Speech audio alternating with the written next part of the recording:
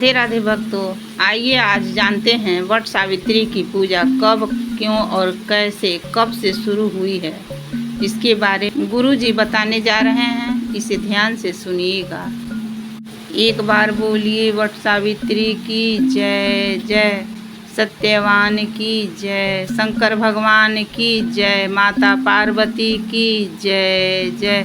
राधे कृष्ण राधे कृष्ण राधे कृष्ण। हे प्रभु। वट सावित्री की अमावस्या के दिन ब्रह्मा जी के मुख से प्रकट हुआ है। सौभाग्यवती नारियां अखंड सौभाग्य के लिए वट सावित्री का व्रत आप लोग करते होंगे, कई लोग अखंड सौभाग्य के लिए करेंगे, क्योंकि इस वट के पेड़ के नीचे भगवान विष्णु शंकर जी से विनती करे थे वर के लिए, इसलिए अखंड सौभाग्य का देने वाला, जिसका प्रॉपर्टी का झगड़ा चल रहा हो, अदालत में कोई केस चल रहा हो, किसी भी चीज का केस अदालत में अगर वट सावित्री की अमावस्या के दिन ब्रह्मा जी के मुख से प्रकट हुआ है। सौभाग्यवती नारियां अखंड सौभाग्य के लिए वट सावित्री का व्रत आप लोग करते होंगे, कई लोग अखंड सौभाग्य के लिए करेंगे, क्योंकि इस वट के पेड़ के नीचे भगवान विष्णु शंकर जी से विनती करे थे वर के लिए, इसलिए अखंड सौभाग्य का देने वाला, जिसका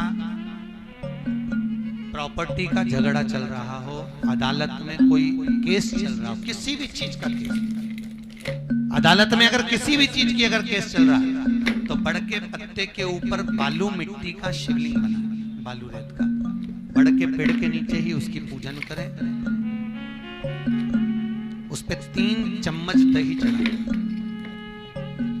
अपनी मनोकामना कर कर दही चढ़ाकर उस दही को चम्मच में वापस लेकर शंकर जी की पूजन कर कर उसको विसर्जन करें। वो दही जो लेकर आए, जब अदालत कार्रवाई हो और आप केस के लिए अदालत में जाएं, उसको चंदन में मिलाकर तिलक कर कर जाइए, आपका काम विजय प्राप्त होगी, काम फतेह होगा।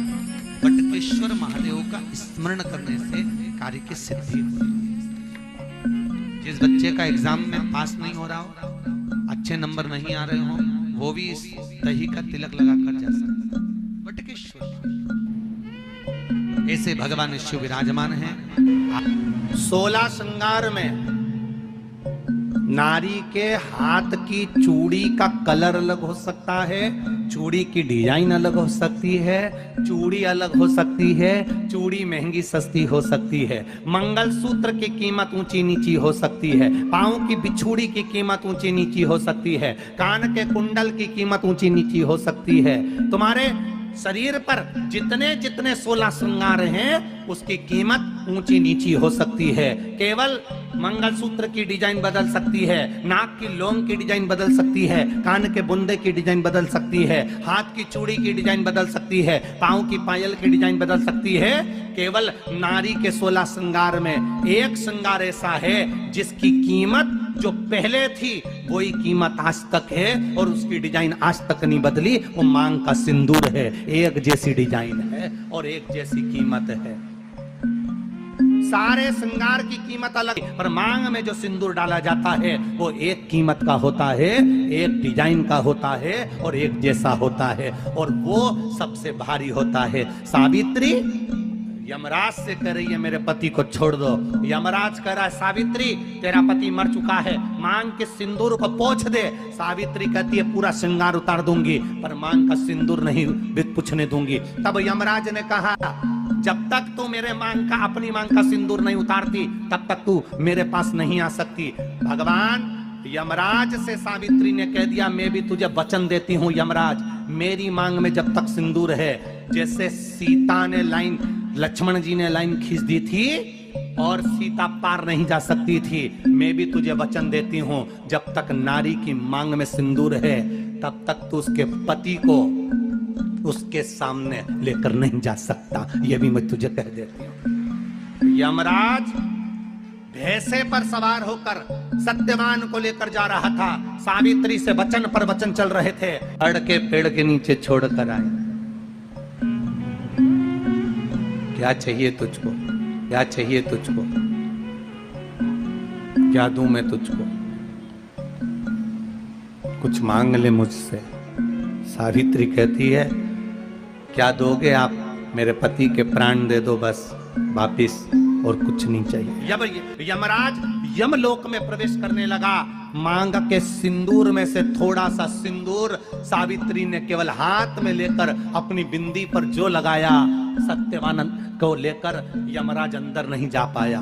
बाहर खड़े होकर कहता है मांग ले, मैं तुझे एक वचन नहीं, तू बोले तो मैं 2 वचन दे देता हूँ, तू बोले तो मैं 3 वचन दे देता हूँ, तू मांग क्या चाहिए? तब सावित्री ने कहा देना चाहते हो? हाँ। अब यमराज को लगा कि लालच में पड़ गई सावित्री। तब कहा पहला वचन दीजिए, मेरे अंधे सास ससुर के नेत्र वापिस आ जाएं। यमराज ने कहा तथास्तु। दूसरा वचन दीजिए, मेरे सास ससुर अपने पोता पोती का मुख देखें। यमराज ने कह दिया तथास्तु।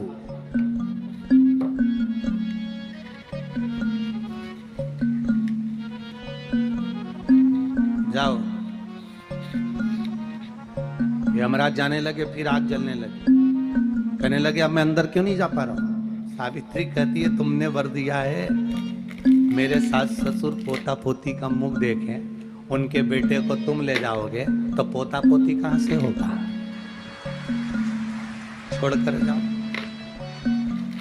सावित्री है, पति को वापिस लेकर आ।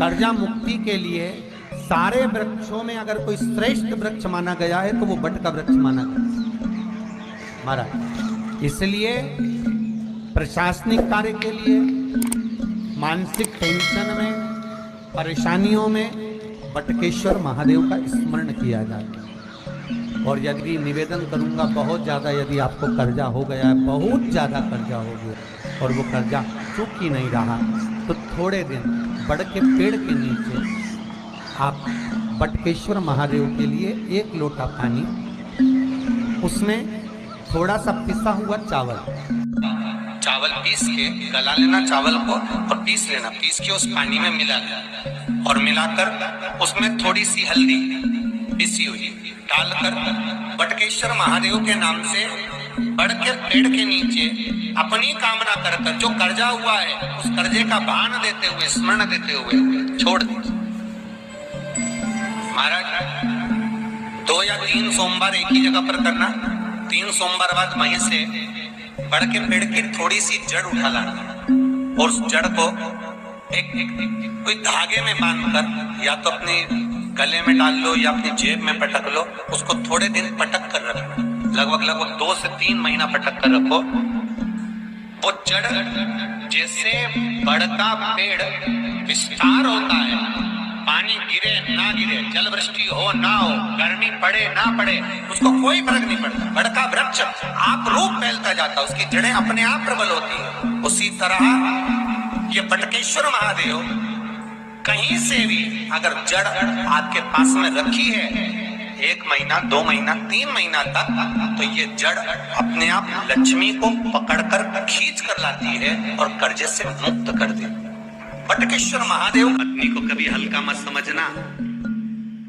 सावित्री का पति शांत हो गया था, मर गया था। बड़ के पेड़ के नीचे यमराज उसको लेने के लिए आ गए और सावित्री को छोड़कर यम उसके पति के प्राण लेकर जाने लगा। सावित्री मैया अपने सात्वित्व के बल से, सावित्री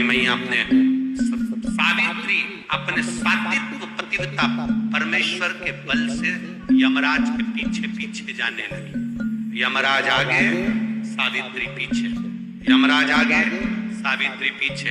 यमराज ने पलट कर देखा तो पीछे सावित्री आ रही थी। सावित्री से पूछा तू मेरे पीछे क्यों आ रही है? मेरे पति सत्यवान को तुम लेकर जा रहे हो, मेरे पति को छोड़ो। यमराज ने कहा इसका अंतिम क्षण है, मर चुका है, जाओ नीचे उसके शरीर का अंतिम संस्कार करो, नहीं तो कोई जानवर खा जाएगा। सावित्री बोली मैं जाने वाली नहीं हूं, मेरे पति को छोड़ो। यमराज कहते हैं हम जिसको पकड़ लेते हैं उसको छोड़ते नहीं है। यमराज लेकर जाने लगे सावित्री और पीछे चली, सामने यमलोक था। अंदर सावित्री जाने लगी तो यमराज ने रोक दिया, रुक, कहां जा रही है तू? अंदर क्यों प्रवेश कर रही है? मेरे पति सत्यवान को छोड़ दो। यमराज प्रसन्न होकर बोले, सावित्री आज मैं प्रसन्न हो गया तुझ पर, क्योंकि तू मेरे दरवाजे तक आई है। मांग तुझे क्या चाहिए? सावित्री कहती है, मुझे 2 वर दे दो, मुझे 2 वर दे दो। अब तो यमराज प्रसन्न हो गया, ये अपने पति को भूल गई, इसने अपने पति को छोड़ दिया। ये अपने पति को भूल गई, इसने अपने पति को छोड़ दिया।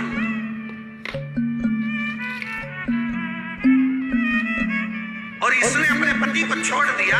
अब ये कुछ मांगेगी, 2 वर मांगेगी तो मैं इसको 2 वर दे दूंगा। यमराज प्रसन्न हो गए, अपनी पति को छोड़ा इसने। यमराज ने कहा, अपने पति को छोड़कर जो तू 2 मांगेगी मैं दे दूंगा, बस पति मत मांगना। तो सावित्री ने कह दिया, नहीं मांगूंगी पति। ठीक है, मांगो। सावित्री ने कहा, पहला वर दीजिए, मेरे सास ससुर की आंख में रोशनी नहीं है, उनकी आंखों से दिखता नहीं है, बस इतना सा वर दे दो, उनकी आंख की रोशनी आ जाए और वो अपनी गोद में अपने पोते को खिलाएं, बस ऐसा वर दे दीजिए। यमराज प्रसन्न हो गए, इसने पति नहीं मांगा, तथास्तु। अब यमराज ने कहा, दूसरा वर मांगो। सावित्री बोली, दूसरा वर दे दीजिए, मेरे सास ससुर आज तक कोई तीर्थ करने नहीं गए,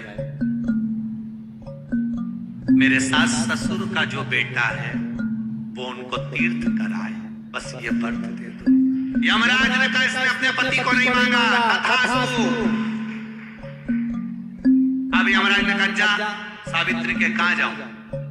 आपने कहा था मेरे सास ससुर जब आंखों से रोशनी पाए अपने पोते को खिलाएं, पति तुम ले जाओगे तो पोता आएगा कहां से?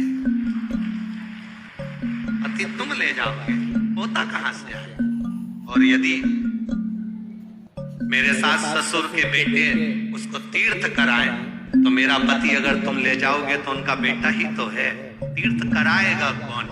यमराज प्रसन्न हो गया, उसने उस सत्यवान को वापिस लौटा दिया। वो सत्यवान सावित्री।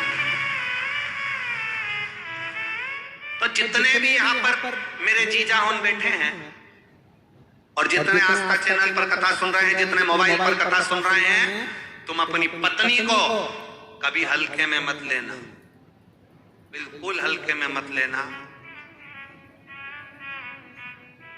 तुमसे ज्यादा बल व्रत का, उपास का, भजन का ज्यादा बल, तुमसे ज्यादा बल इनके पास रहता है।